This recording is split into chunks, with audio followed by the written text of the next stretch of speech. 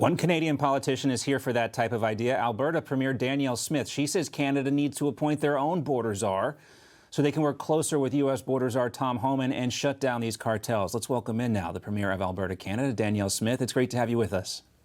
Thanks, John. Nice to see you. Sorry for your tragedy in the U.S. We've all been watching it, and it's just horrific. And our thoughts and prayers are with the families of the victims. We thank you for that.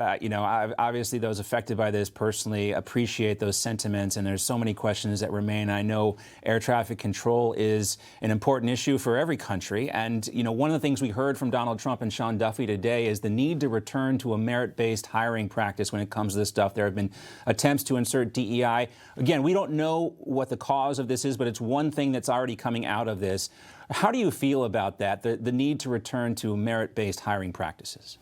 Well, whether it's in this ministry or in others, I can tell you we've already taken similar steps in Canada. We have my department looking at DEI policies throughout our administration, and then particularly in our universities, in order to make sure that we're hiring people in all of our positions on the basis of merit. I think that the woke hiring practices went a little bit too far everywhere, and we've been among the first provinces to start looking at how we might be able to rein that in. Yeah, and again, we see that in private business as well here in this country. There's a big, kind of reassessment of what's going on there. And I should mention we had this interview scheduled for quite a while. I was very excited to speak to you about everything that you're doing in Canada and the kind of resurgence of conservatism north of the border here. Let's talk about these tariffs and border security a little closer.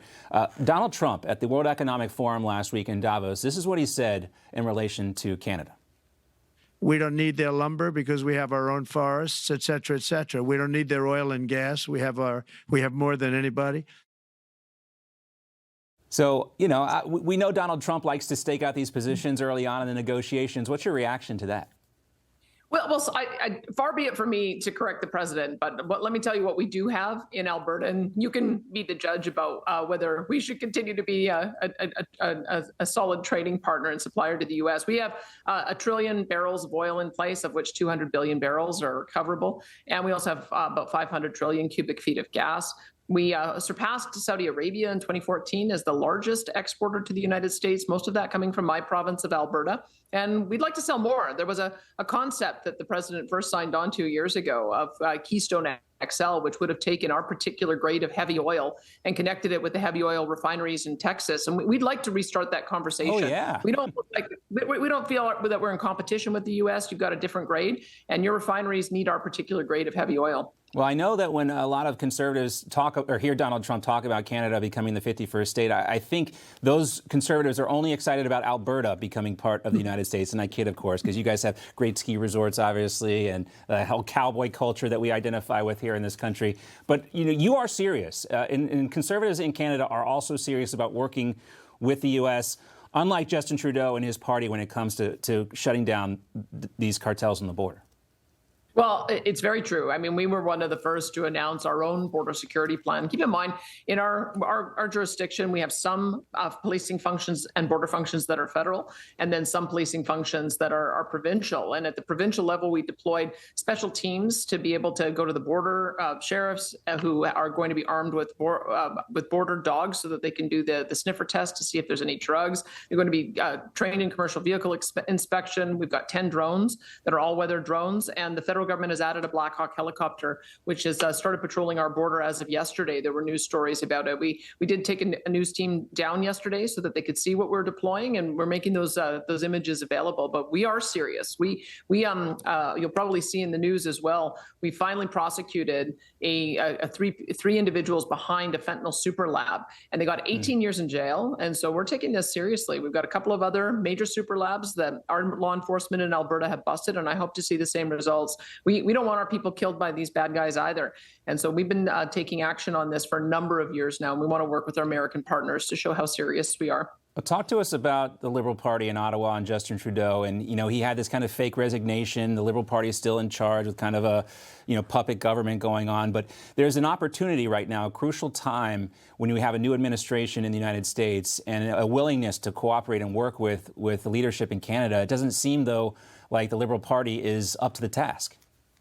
I hope they are. They did announce a $1.3 billion strategy. And what I've seen is even though that because of the parliament not functioning right now, they're having to deploy existing resources. So they've managed to find that. And that's actually good. I know that they've had a conversation with Howard Lutnick. He seems to be encouraged by what he's seeing. But what I've seen from the U.S. president is he says, don't tell me what you're going to do. Show me what you're going to do.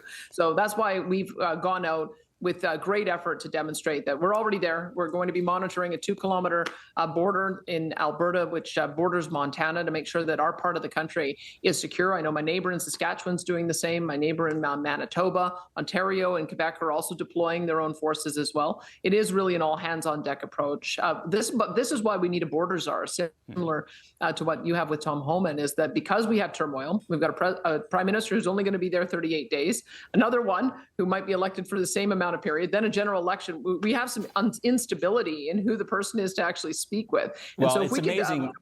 It's amazing how the Liberal Party finds the resources to do this when that election is looming, and they are facing some serious challenges. Real quickly, and this is a separate topic, but it's something I know you care about, and I know our audience cares about as well. As we look at Canada, to see the changes there, we see the increase of doctor-assisted suicide in Canada. Now accounts for what I saw, I think, in a BBC report, 1 out of every 20 deaths, and we see that trend increasing. This, I think, to a lot of people is frightening. And it should be frightening. I mean, one of the things that the federal government is allowing is the potential for people to seek MAID because of mental illness. We've heard of people seeking MAID because they're poor and can't get on government supports. It's outrageous.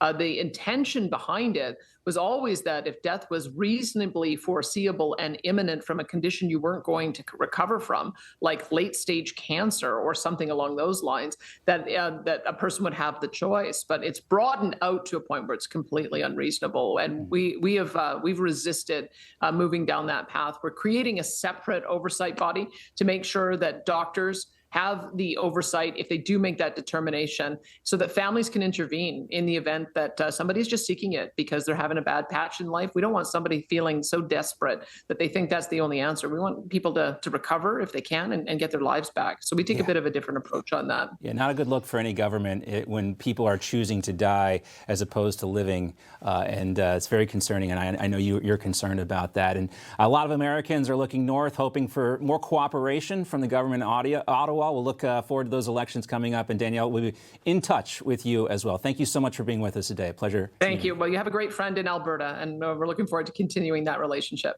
All right. We will definitely look forward to that. Thank you very much. Thank you.